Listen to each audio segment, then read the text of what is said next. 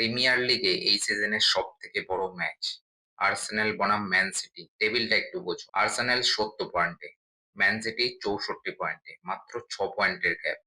কিন্তু ট্রিকি ব্যাপার হলো ম্যান সিটি আর্সেনালের থেকে একটা ম্যাচ কম খেলেছে। আর এতিহাদে যদি আর্সেনাল হেরে যায় তাহলে কিন্তু সেই পয়েন্ট গ্যাপ হয়ে দাঁড়াবে মাত্র ৩ পয়েন্টে। আর আর্সেনাল যদি কোনোভাবে হেরে যায় তাহলে কিন্তু টাইটেল রেস পুরোপুরি ওপেন। পেপ গুয়ার্দিওলা এই সুযোগ কিন্তু কোনোভাবেই ছাড়বে না। পেপ গুয়ার্দিওলা নিজেই বলেছে এই ম্যাচটা তার কাছে ফাইনাল। আর্সেনালের কাছে এটা একটা সার্ভাইভাল ম্যাচ। বর্মুথের কাছে হেরে তাদের সিচুয়েশন এখন অনেকটাই খারাপ।